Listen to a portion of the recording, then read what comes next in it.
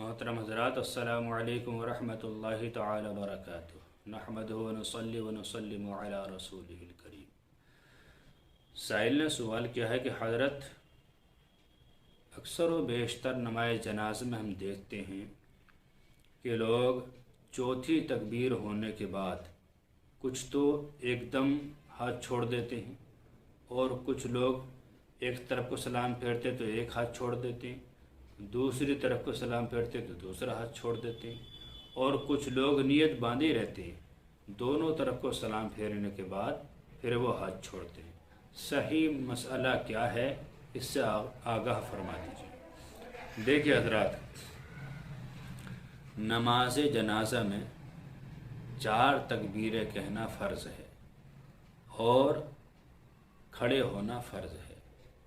लिहाजा ये 4 तकबीरें कहने के बाद नमाज मुकम्मल हो जाती है, और जो दुआएं पढ़ी जाती हैं, दुरूद शरीफ पढ़ी जाती है या सना पढ़ी जाती है, ये क्या हैं, सुन्नतें हैं, ये भी मुकम्मल हो जाती हैं।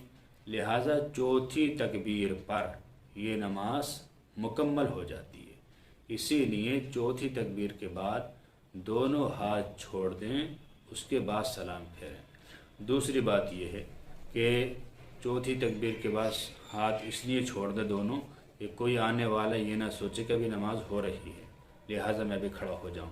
लेकिन जब वो देखेगा कि तकबीर के बाद हाथ छोड़ दिए गए हैं दोनों, तो वो समझ जाएगा अब नमाज पूरी हो गई है, अब खड़ा होने का कोई फ़ायदा नहीं है। और वैसे फ़र्ज़ किफ़ाया है, सबको पढ़ना तो ज़रूरी नहीं है। चंद मुसलमान पढ़ लें तो सबके ऊपर से ज़िम्मेदारी साबित हो जाएगी।